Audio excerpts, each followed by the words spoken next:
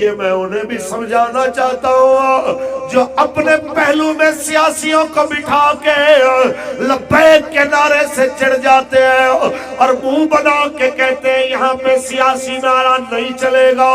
ہمارے قبلہ امیر المجاہدین ایک بات فرما گئے، تم اسے مذہبی کہو،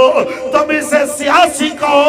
تم اسے پنجابی نعرہ کہو، جو مرضی نام دو، نعرہ رسول اللہ کا لگے گا۔ چاہے جنازے ہو، چاہے میلاد ہو، چاہے معراج کی محفل ہو، تم جہاں حضور کے غلام کو دیکھو گے نعرہ یہی لگ رہا ہوگا، لبیک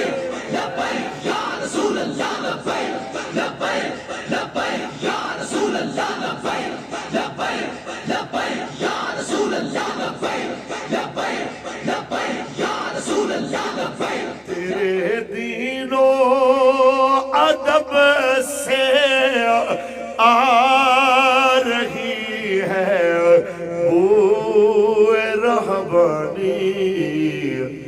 یہی ہے مرنے والی امتوں کا عالم پیری، نکل کر خانقاہوں سے ادا کر رسم شبیری۔ اور یہاں پہ جاتے ہوئے یہ پیغام بھی دیتا جاؤں کہ جناب اعلیٰ وہ سارے جو کہتے ہیں ہمارے ساتھ جناب اعلیٰ وہ سلوک کیوں نہیں کیا جاتا، ہماری گدی کو بھی دیکھا جائے، ہمارے منصب کو بھی دیکھا جائے، ہم کن کی اولاد ہیں ان کو بھی دیکھا جائے، تو بابا جی یہ فرماتے تھے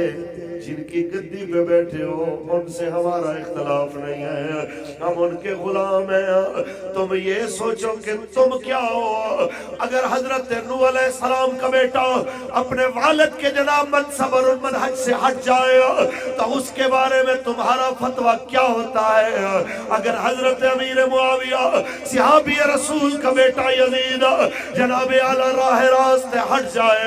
اس کے بارے میں فیصلہ کیا ہوتا ہے؟ اپنے بارے میں بھی سوچیے، نہ تم نبی ہو نہ صحابی ہو، پھر تم اپنے آپ کو مرفوع القلم کیوں سمجھتے ہو؟ اتنا یاد رکھ لینا،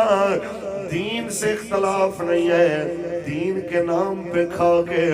اپنی دکانداری چمکا کے دین کی بنیادیں ہلانے والوں سے اختلاف ہے۔ ہم کہتے ہیں آج بھی ہم آپ کی عزت کو تیار، میرے قائد صاحبزادہ محمد سعد حسین رضوی صاحب نے فرمایا تھا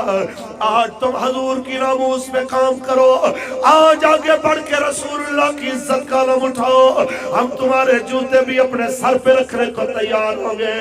لیکن تم دین سے ٹکر بھی لو اور دین کا نعرہ لگانے والوں سے عزت اور داد شجاعت بھی وصول کرو۔ یہ دوہری پالیسی نہیں ہو سکتی، عزت کا ایک ہی معیار ہے، ایک ہی قانون ہے جو اقبال نے سمجھایا ہے کہ نکل کر